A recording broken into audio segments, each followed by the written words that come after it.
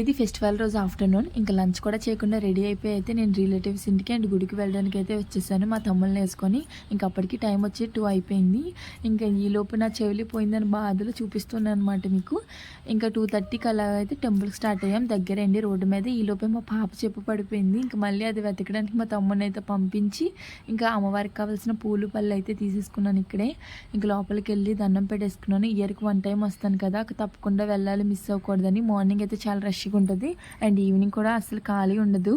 And రేపు తీర్థం కదా, జనాలు ఎక్కువగా ఉంటారు. ఇంకా అందుకే ఆఫ్టర్నూన్ టైంలో అయితే కొంచెం అయితే రష్ తగ్గుద్ది అని అయితే అప్పుడైతే వెళ్ళాను. నాకు ఆ రోజు ఎందుకో చాలా టైర్డ్గా నీరసంగా అనిపించింది. ఇంకేం తినలేదు కూడా. ఇంకా గుడికి రాగానే చాలా పాజిటివ్గా ప్రశాంతంగా ఉంది. నా దగ్గర ఉన్న లిస్ట్ ఈ రోజు అంతా ఇలా ఉంది, బ్యాడ్ థింగ్స్ జరుగుతున్నాయి అమ్మవారు ఉన్నానమాట. ఇప్పుడు అమ్మవారు అయితే చాలా పవర్ఫుల్ అండి. మా చిన్నప్పటి నుండి ఈ అమ్మవారి దగ్గరికి వెళ్తూ ఉంటా. అండ్ నా పేరులో కూడా ఈ అమ్మవారి నేమ్ అయితే పెట్టారు, నల్లమరమ్మ తల్లి అని.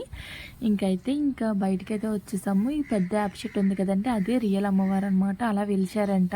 వేప చెట్టుని అమ్మవారి కింద కొలుస్తారు. ఇంకా చిన్న అమ్మవారిని అయితే వేప చెట్టు కింద వేసి గుడి అయితే కట్టారు. కాంపౌండ్ ఆ ఊరు హైవే అండి. హైవే పక్కనే గుడి అయితే ఉంటుంది. నాకు చాలా భయం హైవే దాటాలంటే. అందుకే ఇంకా మా తమ్ముళ్ళని అయితే వేసుకొని వచ్చేసాను. ఇంకా అక్కడైతే ఐస్ క్రీమ్ తీసుకొని తినేసి అయితే ఇంటికైతే వెళ్ళిపోయిన త్వరగా మళ్ళీ నైట్కి రెడీ అవ్వాలి కదా. అంతే ఈ వీడియో.